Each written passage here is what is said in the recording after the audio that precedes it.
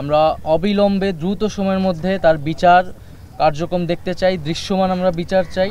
সেটাই দাবি জানাই যে দ্রুত সময়ের মধ্যে এই বিচার কার্যক্রম যাতে দৃশ্যমান হয়। ৭১ সাল এবং পরবর্তীতে ২৪ সাল সেই সকল লড়াইকে আমরা শ্রদ্ধার সাথে স্মরণ করে আমরা আমাদের কার্যক্রম করছি। ধন্যবাদ সবাইকে। স্বৈরাচারী ফ্যাসিবাদী সরকারের বিরুদ্ধে যেই গণ অভ্যুত্থান সংগঠিত হয়েছিল, যেখানে অংশগ্রহণ করেছিলেন, জীবন দিয়েছেন বাংলাদেশের শত শত ছাত্র, তরুণ, শ্রমিক সহ নানান শ্রেণী পেশার মানুষ এখানে জীবন দিয়েছেন। পাবলিক ইউনিভার্সিটির শিক্ষার্থীরা সহ প্রাইভেট বিশ্ববিদ্যালয়ের শিক্ষার্থী, মাদ্রাসার শিক্ষার্থী এবং ছাত্রদের পাশাপাশি শ্রমিকরা, কৃষকরা, রিকশাওয়ালারা এই আন্দোলনে অংশগ্রহণ করেছেন, আত্মত্যাগ করেছেন।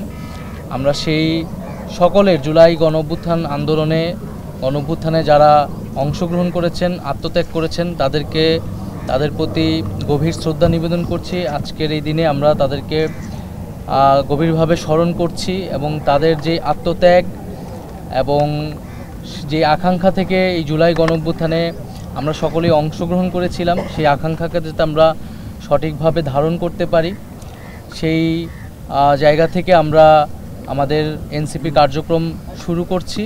পাশাপাশি আমরা যারা এই জুলাই গণঅভ্যুত্থানে যারা আহত হয়েছেন তাদের প্রতিও আমরা, তাদের আত্মত্যাগের প্রতিও আমরা স্যালুট জানাই এবং তারা যাতে দ্রুত সুস্থ হয়ে উঠেন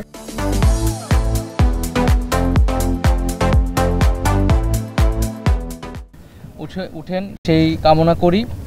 এবং আমরা জুলাই গণঅভ্যুত্থানে সংগঠিত গণহত্যা, যেটা পুরো পৃথিবী এখন সাক্ষী, যে শেখ হাসিনার সরকারের যে ফ্যাসিবাদী দমন পীড়ন যে জুলাই মাসে ছাত্র জনতার উপর নেমে এসেছিল, আমরা অবিলম্বে দ্রুত সময়ের মধ্যে তার বিচার কার্যক্রম দেখতে চাই, দৃশ্যমান আমরা বিচার চাই।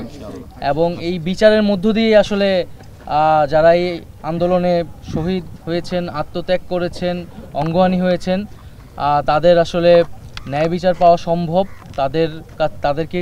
তাদের যে কষ্ট, সেই কষ্ট কিছুটা হলে কমানো সম্ভব বিচারের মধ্য দিয়ে।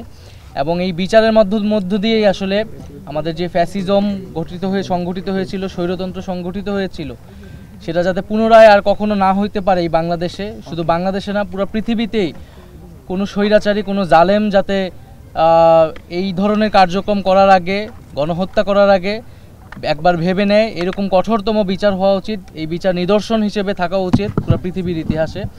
আমরা সরকারের কাছে সেটাই দাবি জানাই যে দ্রুত সময়ের মধ্যে এই বিচার কার্যক্রম যাতে দৃশ্যমান হয়।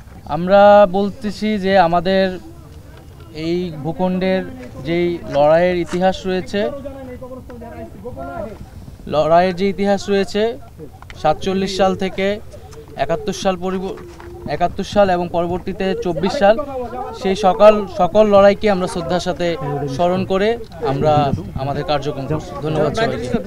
আমরা বর্তমান পরিস্থিতিতে আমরা আমাদের যেই এনসিপির যেই প্রস্তাবনা সেটা হাজির করেছি, কারণ আমরা মনে করি যে গণপরিষদ নির্বাচনের মাধ্যমে নতুন একটি সংবিধান, একটি প্রকৃত গণতন্ত্রে উত্তরণ হইতে আমাদের সহায়তা করবে। সেই জায়গায় আমাদের দাবি তো আমরা বলেছি যে সামনের যে জাতীয় নির্বাচন সেটি গণপরিষদ নির্বাচন এবং একই সাথে সংসদ নির্বাচন আকারে করা যেতে পারে, সেই দাবিটাই আমরা জানাচ্ছি। এবং এইটার ফলেই কেবলমাত্র আমাদের যেই পুরনো শাসন কাঠামো এবং সংবিধান সেটি পরিবর্তন করে আমরা নতুন বাংলাদেশ বিনির্মাণ করতে পারি। ধন্যবাদ।